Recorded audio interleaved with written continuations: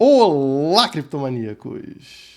A cruz de ouro ou cruz dourada acontece quando uma média móvel mais recente, mais próxima da gente, cruza para cima de uma média móvel mais longa, mais distante.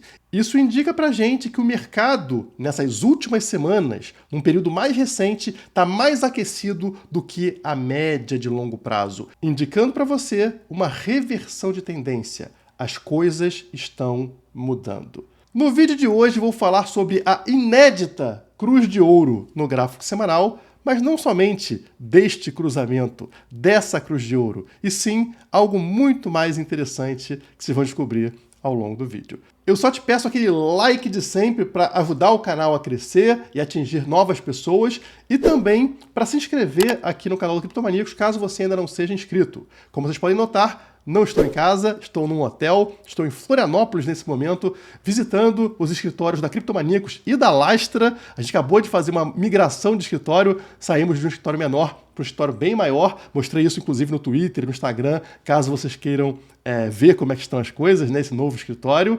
Mas enfim, deixa o like e vamos seguir aqui para entender o que está acontecendo no mercado. Primeiro, eu traduzi essa matéria aqui da CoinDesk, tá? Então é uma tradução do Google. Bitcoin vê a primeira cruz de ouro semanal, um sinal de alta para alguns. A média móvel simples de 50 semanas do preço do Bitcoin ultrapassou a média simples de 200 semanas pela primeira vez na história. Então, quer dizer, a média mais próxima, de 50 semanas, um período mais próximo da gente, né? Ultrapassou uma média mais longa de 200 semanas. Isso indica para você o quê?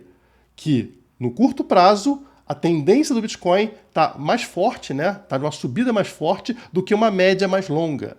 Ou seja, reversão de tendência. Uma tendência, portanto, de que o preço suba com força. Olhando o gráfico fica mais fácil de vocês entenderem. Notem aqui nesse gráfico que essa linha aqui meio avermelhada é a média móvel de 50 semanas, enquanto esta linha esverdeada aqui é a média móvel de 200 semanas, a mais distante, a mais longa, né? E a gente teve um cruzamento inédito nesse momento aqui que foi negativo. Foi uma death cross, uma cruz da morte, ou seja, a média móvel mais próxima de 50 cruzou para baixo da média de 200, da média mais longa. E isso aqui para a gente, ao invés de indicar mais queda, indicou justamente o ponto exato, ou quase exato, de fundo do poço, né? O market bottom, que aconteceu justamente aqui, poucas semanas antes. A gente sabe que indicadores como médias móveis são indicadores atrasados, porque vocês sabem que essa média aqui caiu, essa média de 50 caiu, devido justamente a toda essa queda que a gente teve no período. Então acontece uma queda puxando a média de preço para baixo. Então, na hora que acontece o cruzamento, boa parte do problema, ou seja, da queda, já aconteceu. Então, esse indicador, esse cruzamento, ele indicou para a gente o quê? Uma reversão de tendência, o fim de um movimento de queda e o início de um movimento de alta. A cruz de ouro que acontece na sequência, quando a média móvel de 50 finalmente retorna para cima da média de 200, né, esse cruzamento que a gente está vendo nesse momento agora, ela é tanto uma confirmação de que esse movimento de reversão aconteceu, ou seja, de que agora a tendência realmente é uma tendência de alta, continuamente de alta, quanto, mais uma vez, um esgotamento de uma subida de preço que aconteceu anteriormente, fazendo essa média subir. Então vocês percebem que a gente já teve uma subida de preço aqui, né? Todo esse movimento de alta ajudando a média a subir. Quando acontece o cruzamento, e essa média, como eu falei, é um indicador atrasado, indica pra gente que esgotamento. Por isso que a gente não consegue superar essa região aqui entre 48 e 50 mil dólares. Mas também indica pra gente uma confirmação de que a reversão está a pleno vapor. Vai acontecer fazendo o preço do Bitcoin continuar no movimento de alta, né? Uma disparada de preço. Por isso que geralmente a cruz de ouro nos mercados é considerado um cruzamento muito positivo, né? Um cruzamento bullish, ou seja, uma tendência de alta contínua. Ainda mais no gráfico semanal, isso sendo algo inédito no caso do Bitcoin. Mas vamos voltar para o conceito de uma cruz de ouro. Por que é um conceito positivo? A gente está falando que algo recente tem mais força do que algo antigo. E a gente pode levar isso para outras análises quando falamos sobre tecnologia. Por exemplo, vocês estão vendo um gráfico aí da troca do cavalo pelo carro na sociedade. Vocês percebem que entre 1900 e 1910... os cavalos dominavam completamente, né? Era o meio de transporte utilizado. Então tá ali o gráfico do cavalo, como vocês estão vendo, muito forte aqui em cima, né? Uma quantidade grande de cavalos, enquanto a quantidade de carros era praticamente nula. O cavalo é o novo, ou seja, digamos, uma média móvel mais próxima da gente, enquanto o cavalo é algo mais antigo, mais histórico, uma média móvel mais distante. Em determinado momento acontece a cruz de ouro, acontece o cruzamento do novo para cima do antigo. E aí, a partir desse momento, se percebe a tendência do novo disparar e dominar completamente o mercado, como aconteceu no caso dos carros. Os carros substituíram os cavalos.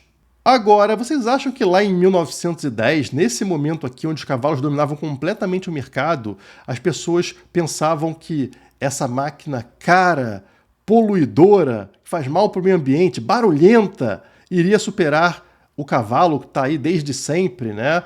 É uma coisa natural, como, por exemplo, pedras, como, por exemplo, papel. E a mesma coisa acontece no caso do Bitcoin. O Bitcoin é hoje essa situação aqui em 1910.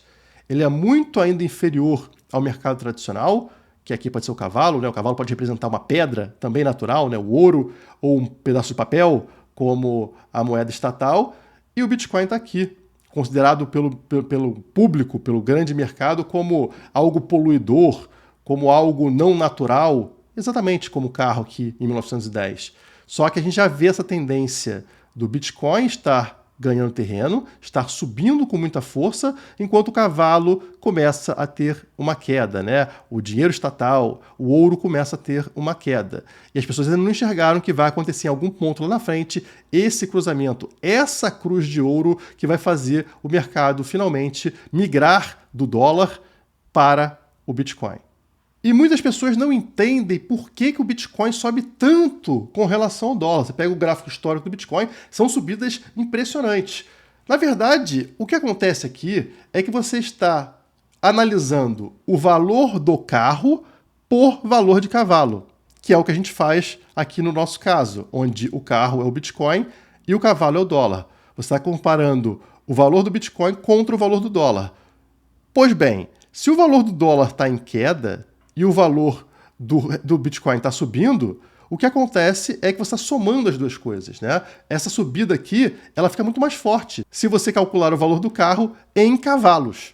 Parece uma coisa sem sentido, mas exatamente o que a gente faz quando calcula o valor do Bitcoin em dólares. Está comparando um ativo melhor, um ativo que está numa crescente, contra um ativo que está caindo. Para facilitar o entendimento de vocês, eu vou abrir essa análise aqui do Thiago Cypherpunk lá no Twitter, tá? A maioria olha esse gráfico aqui embaixo, e diz: olha como isso está se valorizando absurdamente. Realmente, olha só esse gráfico. Caramba, esse ativo está subindo com muita força. Estão todos errados. Esse gráfico representa o dólar americano em lira turca. Se você precificar dólares em lira, parece que está subindo exponencialmente. Então, olha só, você fala, lá na Turquia eles vão falar, pô, absurdo, né? O dólar está ganhando muita força, ele está se valorizando, ele está se tornando melhor. Quando, na verdade, você olha aqui para as últimas décadas e o dólar só perde valor. Olha só, o dólar perdeu 96,45% do seu valor desde 1913. Então, é um ativo que está em queda, é um ativo que está piorando. Mas se você analisa o gráfico de cima, você acha que ele está subindo. Então, onde está a pegadinha? Na verdade, os dois ativos estão em queda. Só que a lira turca está caindo mais rapidamente do que o dólar americano. Mas o dólar americano também está em viés de queda. Isso faz com que você equivocadamente interprete que o dólar está subindo, quando na verdade ele só está caindo menos. Da mesma forma, as pessoas olham para o gráfico do Bitcoin contra o dólar e veem um gráfico em subida muito forte, como se o Bitcoin estivesse ganhando valor contra o dólar. Na verdade, o que acontece é que a gente está precificando o Bitcoin num ativo que está morrendo, num ativo que está caindo. Isso faz com que aconteça a subida absurda de preço para o Bitcoin. E a gente entrou numa etapa agora onde essa subida do carro, ou seja, da tecnologia mais recente, está acontecendo de forma muito acelerada, mais acelerada do que as pessoas conseguem compreender.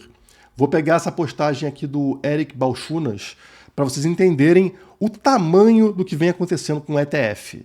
Deixe-me colocar em contexto o quão insano o volume de 10 bilhões de dólares é nos primeiros 3 dias do lançamento do ETF. Existem 500 ETFs lançados em 2023.